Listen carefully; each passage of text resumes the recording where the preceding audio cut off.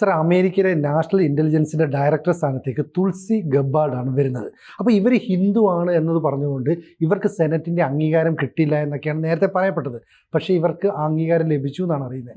എന്താണ് വിശദാംശം? അതെ, അംഗീകാരം ലഭിച്ചു. പക്ഷെ കഴിഞ്ഞ ദിവസം ഇതിന്റെ കൺഫർമേഷൻ ഹിയറിംഗ് ഉണ്ടായിരുന്നു സെനറ്റ് കമ്മിറ്റിയുടെ മുമ്പിൽ. കാരണം ഇവർ വന്നിട്ട് ഇവരുടെ ഭാഗം വിശദീകരിക്കേണ്ടി വന്നു. വിശദീകരിക്കുമ്പോൾ അവർ പറഞ്ഞു ഇവരുടെ നാമനിർദ്ദേശത്തിന് ഈ റിപ്പബ്ലിക്കൻ പാർട്ടിയിൽ തന്നെ പല ആളുകളും, ഇവർ ഡെമോക്രാറ്റ് ആയിരുന്നു നേരത്തെ, റിപ്പബ്ലിക്കൻ പാർട്ടിയിലേക്ക് വന്നതാണ്. അപ്പോൾ റിപ്പബ്ലിക്കൻ പാർട്ടിയിലെ പല ആളുകളും തന്നെ ഇവർ ഹിന്ദു മതത്തിൽ വിശ്വസിക്കുന്നു എന്നുള്ളത് കൊണ്ട് എതിർക്കും എന്നൊക്കെ ഉണ്ടായിരുന്നു. ഇവർ പലരുടെയും പാവയാണ്, മോദിയുടെ പാവയാണ് എന്നൊക്കെ ആരോപിക്കപ്പെട്ടിരുന്നു. അപ്പൊ ഇവര് കഴിഞ്ഞ ദിവസം ഈ റിപ്പബ്ലിക്കൻ ഹിയറിംഗിൽ വന്ന് പറഞ്ഞ ഏതാനും വാചകങ്ങൾ ഞാൻ പറയാം. തുൾസി ഗബ്ബാർഡ് അവരുടെ വിചാരണ വേളയിൽ അവർ പറഞ്ഞ കാര്യങ്ങൾ സ്ഥിരീകരിച്ചു കൊടുക്കണമല്ലോ, നിയമനം. അപ്പൊ അവര് വന്ന് വിശദീകരിച്ചപ്പോൾ പറഞ്ഞ കാര്യങ്ങൾ: എൻ്റെ നാമനിർദ്ദേശത്തെ എതിർക്കുന്നവർ പറയുന്നത് ഞാൻ ട്രംപിൻ്റെ, പുട്ടിൻ്റെ, അസദിൻ്റെ, സിറിയയിലെ അസദിൻ്റെ, ഒരു ഗുരുവിൻ്റെ, മോദിയുടെ ഒക്കെ പാവയാണെന്നാണ്. ഒരാൾക്ക് ഒരേ സമയം 5 പേരുടെ പാവയാകാം എന്ന് പറയുന്നത് അസംബന്ധമാണ്. ഒരാളുടെ എന്ന് പറഞ്ഞു കഴിഞ്ഞാൽ പിന്നെയും വിശ്വസിക്കാം. ഒരേ സമയം 5 പേരുടെ പാവ എന്ന് പറഞ്ഞാൽ അസംബന്ധമാണ്. ഞാൻ അവരുടെ പാവയല്ല. അസദ്, ഗദ്ദാഫി തുടങ്ങി ഒരു ഏകാധിപതിയുടെയും പാവയല്ല. ഞാൻ അൽ-ഖ്വയ്ദയെ വെറുക്കുന്നു. ഇസ്ലാമിക തീവ്രവാദികൾക്കൊപ്പം ഞാൻ നിൽക്കുന്ന പ്രശ്നമില്ല. അങ്ങനെ നിൽക്കുന്ന നേതാക്കൾ നമുക്കുണ്ട്. ബൈഡനെയൊക്കെ ഉദ്ദേശിച്ചിട്ടായിരിക്കും. സോറോസൊക്കെ അങ്ങനെയാണല്ലോ. നമുക്കുണ്ട്. അവർ ചെയ്യുന്നത് ഈ തീവ്രവാദികളെ, ജിഹാദികളെ റിബലുകൾ എന്ന് പറഞ്ഞ് ചുരുക്കുകയാണ് ചെയ്യാറ് സാധാരണ. അവരുടെ ഈ തുൾസി ഗബ്ബാർഡിന്റെ ഈ ഹിന്ദുമത വിശ്വാസത്തിനെ പലരും ചോദ്യം ചെയ്തിരുന്നു. അതിനെ തുൾസി ഗബ്ബാർഡ് വിമർശിച്ചു. എന്നിട്ട് പറഞ്ഞു, എൻ്റെ ഹിന്ദുമത ആത്മീയ പാതയെപ്പറ്റി കൂടുതൽ അറിയേണ്ടവർ എൻ്റെ എക്സ് അക്കൗണ്ടിൽ പോകുക. അവിടെ ഞാൻ ഇനി കൂടുതൽ പറയുന്നതായിരിക്കും. ഞാൻ എങ്ങനെ ഹിന്ദുമതത്തിൽ വിശ്വസിക്കുന്നു, അങ്ങനെ വന്നു എന്നുള്ള കാര്യങ്ങളൊക്കെ അവിടെ വിച്ഛേദിക്കാം. അവിടെ പോവുക. ഇവര് തുൾസി ഗബ്ബാർഡിന്റെ പശ്ചാത്തലം എന്താന്ന് വെച്ചാൽ അവർ അമേരിക്കയുടെ കോൺഗ്രസിലെ ആദ്യത്തെ ഹിന്ദു ആണവര്. 2020 ഡെമോക്രാറ്റുകളുടെ പ്രസിഡന്റ് സ്ഥാനാർത്ഥിയുമായിരുന്നു. ഹാവായിൽ നിന്നുള്ള അംഗമാണ് അവര്. ഹാവായിൽ നിന്നുള്ള അംഗമാണ്. 43 വയസ്സ്. 2022 ഒക്ടോബർ 11 അവർ ഡെമോക്രാറ്റിക് പാർട്ടിയിൽ നിന്ന് വിട്ടത്. 3 കൊല്ലം മുമ്പ് വിട്ടത്. അവർ പറഞ്ഞു അന്ന് ഡെമോക്രാറ്റുകളെ പറ്റി അത് എലിറ്റിസ്റ്റ് കബാൽ ഓഫ് വാർമോംഗേഴ്സ് എന്ന് പറഞ്ഞിരുന്നു. യുദ്ധക്കൊതിയന്മാരായ ചെകുത്താന്മാരുടെ ഒരു കൂട്ടമാണ് എന്ന് പറഞ്ഞിരുന്നു.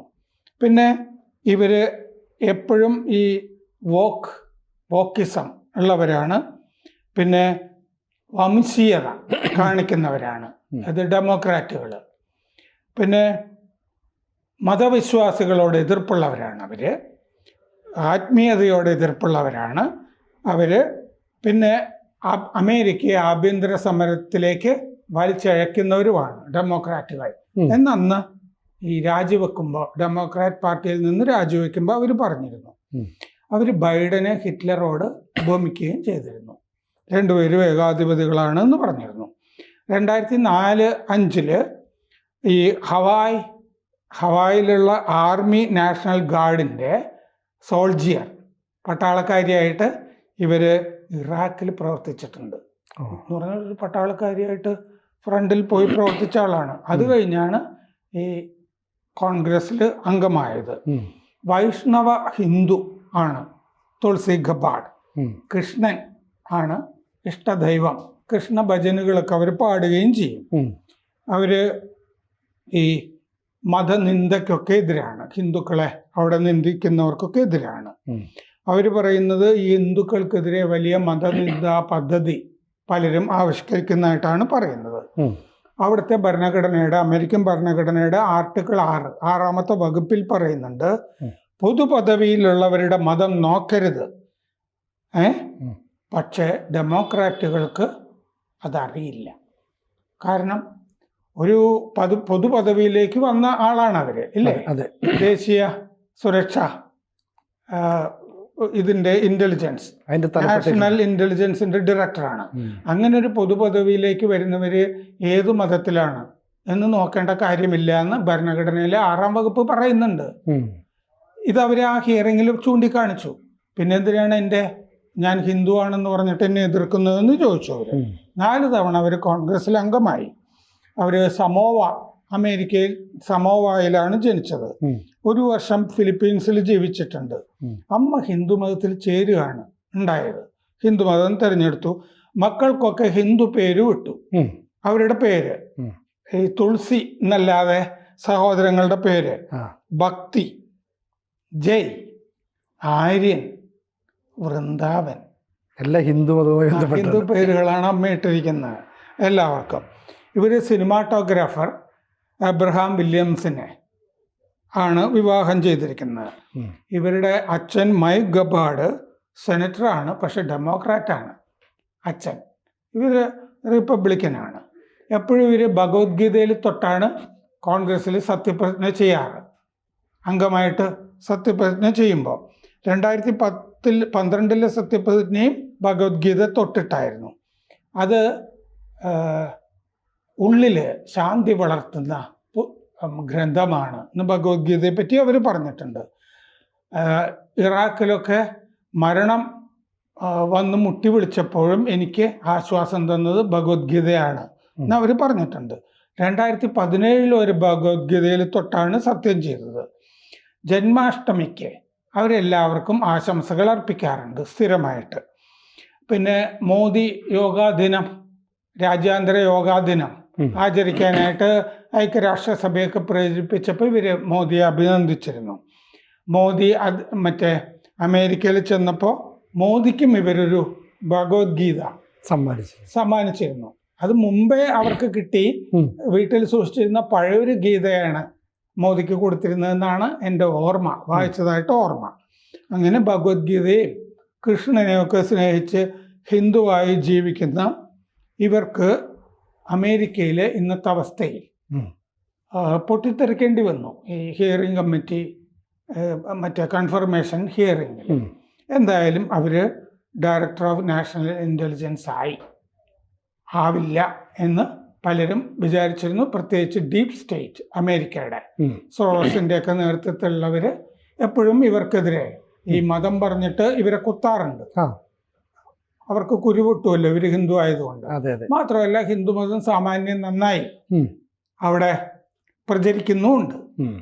അതേസമയം ഈ ഇവിടെ നിന്നുള്ള ഈ ബോബി ജിൻഡാലിനെ പോലുള്ള ആളുകൾ ഈ ഹിന്ദുക്കളായി നിന്നിട്ട് പിന്നെ ക്രിസ്ത്യാനികളായി മാറിയവര്, ഗുണം കിട്ടാൻ വേണ്ടി ക്രിസ്ത്യാനികളായി ഇവിടുന്ന് ഹിന്ദു പശ്ചാത്തലമുള്ള ആളുകൾ പോയി ക്രിസ്ത്യാനികളായ കഥയും അമേരിക്കയിലുണ്ട്.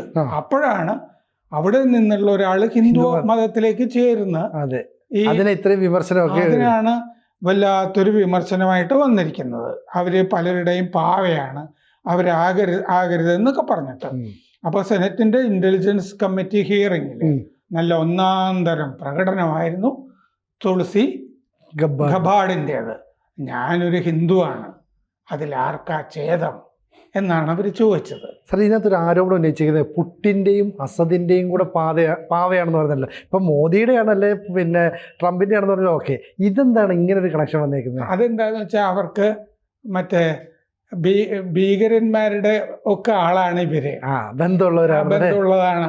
ഉക്രൈനിലെ യുദ്ധം നടത്തുന്ന പുടിൻ അയാൾ ഏകാധിപതിയാണ്. അയാള് അണുബോംബുടനെ പൊട്ടിക്കെന്ന് പറയുന്ന ആളാണ്. അപ്പൊ ഒരു വൃത്തികെട്ട ഭാഗത്താണ് ഇവർ നിൽക്കുന്നത്. ഇവരുടെ സ്റ്റാൻഡ് അതാണെന്നല്ലേ. മറ്റവരാണെങ്കിൽ അസദിനൊരു ഡ്രഗ് ലോഡായിട്ട് കരുതാമല്ലോ, മയക്കുമരുന്ന്, യുദ്ധപ്രഭു. അപ്പൊ വെറുതെ ഇങ്ങനെ പറയാണ്. അപ്പൊ എല്ലാ വശത്തുനിന്നും ഇവരെ ഒറ്റപ്പെടുത്താനുള്ള ഒരു നീക്കമാണ്. ഹിന്ദു ആയതുകൊണ്ട് മോദിയുടെ ഭാവിയാണെന്നും പറയാ. ഇതാണ് അതാ ഡീപ് സ്റ്റേറ്റിന്റെ കളിയുടെ ഭാഗമായിട്ടാണ്. അപ്പൊ അവര് ഉറച്ചു നിൽക്കുന്നു. ഞാനൊരു ഹിന്ദുവാണ്, അതിൽ ഞാൻ അഭിമാനിക്കുന്നു, ഇതിൽ ആർക്കാണ് ഛേദം എന്ന് ചോദിക്കുന്നു. അത് ഹിന്ദുക്കൾക്ക് അഭിമാനമാണ്. കൂടുതൽ വാർത്തകളും വിശേഷങ്ങളും നിങ്ങളിലേക്ക് എത്താൻ ABC മലയാളം സബ്സ്ക്രൈബ് ചെയ്യുക, ബെൽ ബട്ടണും അമർത്തുക.